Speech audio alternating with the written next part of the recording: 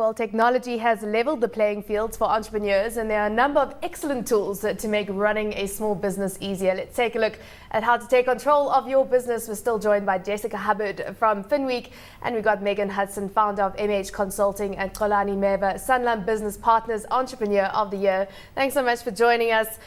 So this is about spending as little money as possible and getting the word out there about your business. Yeah, I think we were just chatting now. The beer business before. A lot of that was using social media. It's an expensive product to put together. It's niche.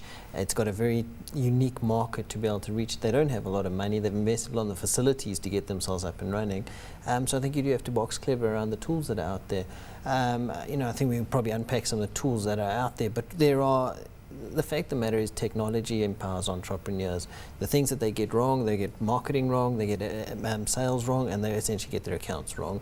And FNB, for instance, have got a very cool, I think it's called Easy Accounting system, which basically plugs straight into your bank account and does your basic general ledgers and trial balance on the fly, which for most entrepreneurs, they get it wrong. They don't manage their finances. Why don't they manage it? Because they stick all their slips into a little box and they hopefully get it together at the end of the year.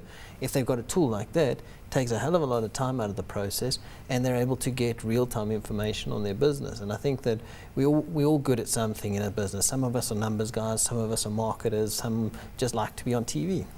Sorry, couldn't wait for that. The point was that there are people. Everybody's got their little niche that they like to fill, but there are the tools that are out there that can make the things that you're not so good at try and empower it on the other side. Yeah, Megan, this is your area of speciality. You're trying to help. You call them solo entrepreneurs, as in working by themselves, or entrepreneurs.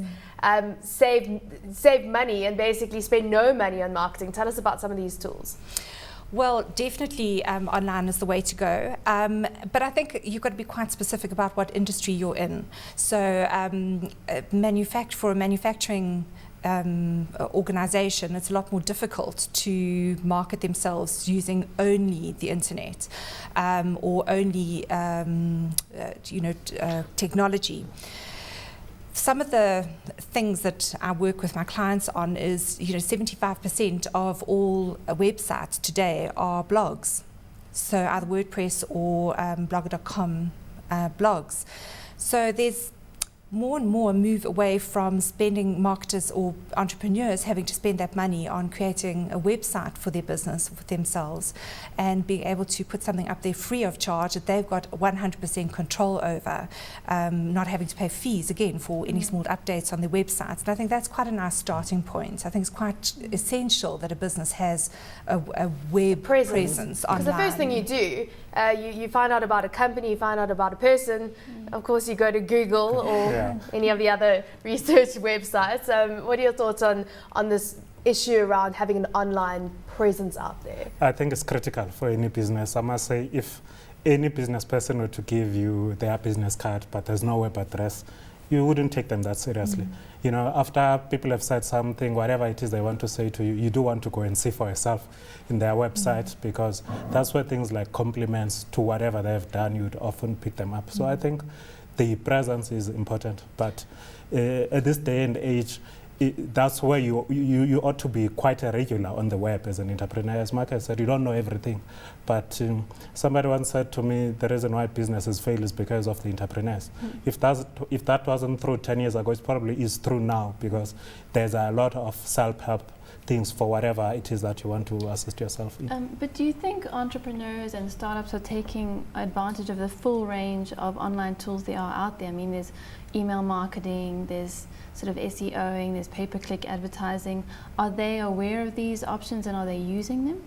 I'm not sure of the levels of awareness. Perhaps one would expect that if they were aware, they would be exploiting it quite a lot. But I remember reading somewhere that they were not taking advantage to the levels that we'd expect to. So it's only a gradual process, but there is quite a drive both from government and the private sector, to try and make it cheap and easy for them to at least have presence. Hopefully, after having presence, they will get used to the idea of being on the web and take advantage of those. So where do you find these tools? I mean, give us some anecdotal evidence or delve into some of these nifty tools that we're talking he mentioned about. General finance institutions, most of them have theirs. He mentioned FNB. We've got ours that were custodians of at Business Partners. One is Business Mechanics, one is the SME Toolkit, but it's all self-help tools that seek to assist the entrepreneur with whatever it is that they need. Because often people, when they think of those assistance, they link it to marketing. But it can be with any aspect of your business that you need to be assisted with. Labor, finances, etc., etc. You don't have to pay someone 10,000, 15,000 for a business plan. For argument's sake, you can just go to a website and populate templates that are available there. I mean, maybe I'll jump in here, but I mean, labour is a very good example, like how to draw up a contract. I mean, there are plenty of tools out there. Law Unlocked is one of the local providers where they'll essentially give you a template. You simply populate your fields. And the SME Toolkit, these tools are out there. And I think one of the point we often see the marketing side of it, which is an important side, but there are a lot of the back office functions which are now being automated, which you're not always having to try and manage from your. As an entrepreneur, you have your strengths, play to them. If you've got your weaknesses, find the tech to be able to assist you with them. And be brave enough to acknowledge what they are. And there's also, YouTube. You can go onto YouTube and find a how-to video on just about any topic you like. There's a wonderful website called Khan Academy. If you're looking for... So that's K or C? KHAN Academy.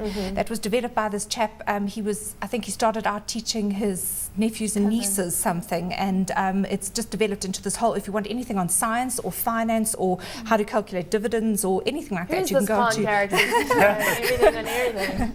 So there are fantastic resources out there for entrepreneurs on the internet. I mean, we really don't have an excuse not to be able to run our businesses effectively.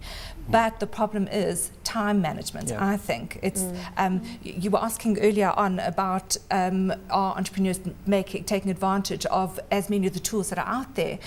But Xolani and I were chatting in the green room earlier, and I was saying to him that one of the things that one needs to do as an entrepreneur is say, what is my work lifestyle like? What is my time capacity like? And then what can I possibly integrate into that? Where do I have spare capacity to be able to make my business more efficient, market my business more effectively, make the sales calls, fulfill all those different functions that entrepreneurs have to fulfill? I think one thing entrepreneurs do need to be wary of are vendors or service providers who come along and they say we can help you in this or that way, but they do charge quite high fees. So if you go to a specialist digital agency and you want them to build a website for you, some of them do charge very high costs. So it really is worth doing a bit of homework in your off time or your weekends to learn how to build a website yourself or partner with somebody who does it part-time.